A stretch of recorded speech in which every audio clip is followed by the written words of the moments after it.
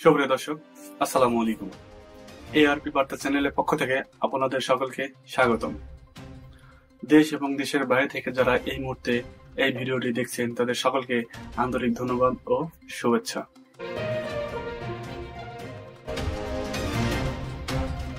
কানাডার প্রধানমন্ত্রী Justin Trudeau এবং অন্তর্বর্তী সরকারের প্রধান ডক্টর মোহাম্মদ ইউনূসের মধ্যে একান্ত বৈঠক অনুষ্ঠিত, যে বিষয়গুলো আলোচনা হয়েছে। সুপ্রিয় দর্শক, এতক্ষণ শুনছিলেন সংবাদ শিরোনাম, এখন বিস্তারিত।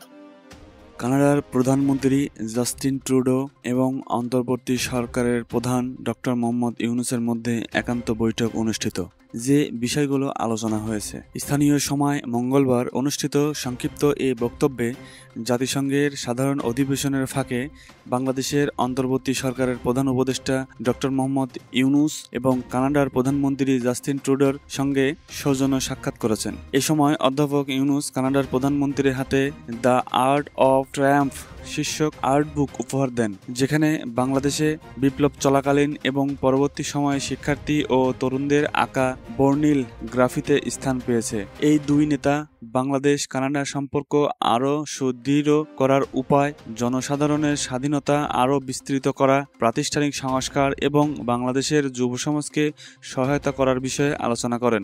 বৈঠকে অধ্যাপক ইউনূসের নেতৃত্বের প্রশংসা করেন প্রধানমন্ত্রী জাস্টিন ট্রুডো। তিনি বাংলাদেশের প্রাতিষ্ঠানিক সংস্কারের ক্ষেত্রে সরকারকে সহযোগিতার আশ্বাস দেন। এই সময় প্রধান উপদেষ্টা আওয়ামী লীগ সরকার দেশের প্রতিষ্ঠানগুলোকে কিভাবে ধ্বংস করেছিল সে বিষয়টি তুলে ধরেন। শেখ হাসিনার নেতৃত্বে আগের শাসন ব্যবস্থা দেশের প্রতিষ্ঠানগুলো কিভাবে ধ্বংস করেছিল, বৈঠকে ডক্টর ইউনূস তা তুলে ধরেন। তিনি বাংলাদেশের প্রতি কানাডার বন্ধুত্ব এবং অন্তর্বর্তী সরকারের প্রতি কানাডা সরকারের সমর্থনের জন্য প্রশংসা করেন। প্রধান উপদেষ্টা মঙ্গলবার জাতিসংঘের মহাসচিব আন্তোনিও গুতেরেস আয়োজিত এক সংবর্ধনা অনুষ্ঠানে যোগদানের মাধ্যমে জাতিসংঘের সাধারণ অধিবেশনের কর্মসূচি শুরু করেন।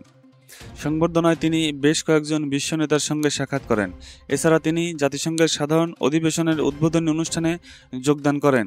এরপরে তিনি মার্কিন প্রেসিডেন্ট জো বাইডেনের সঙ্গে একান্ত বৈঠকে মিলিত হন। তিনি বাংলাদেশের সঙ্গে কানাডার বন্ধুত্বপূর্ণ সম্পর্ক এবং অন্তর্বর্তী সরকারের প্রতি কানাডা সরকারের সমর্থনের জন্য প্রশংসা করেন। প্রধান উপদেষ্টা বাংলাদেশের শিক্ষার্থীদের যেন আরও বেশি ভিসা দেওয়া হয় সে বিষয়ে কানাডার প্রধানমন্ত্রীকে অনুরোধ করেন। সুপ্রিয় দর্শক, আমাদের এআরপি বার্তা চ্যানেলটি নিয়মিত সর্বশেষ আপডেট নিউজ সম্প্রচার করে থাকে। নিয়মিত আপডেট নিউজ পেতে আমাদের চ্যানেলটিকে সাবস্ক্রাইব করার অনুরোধ থাকলো এবং পাশেই থাকবেন।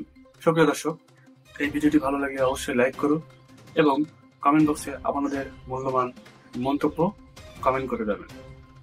এতক্ষণ সাথে থাকার জন্য আপনাদের সকলকে অসংখ্য ধন্যবাদ।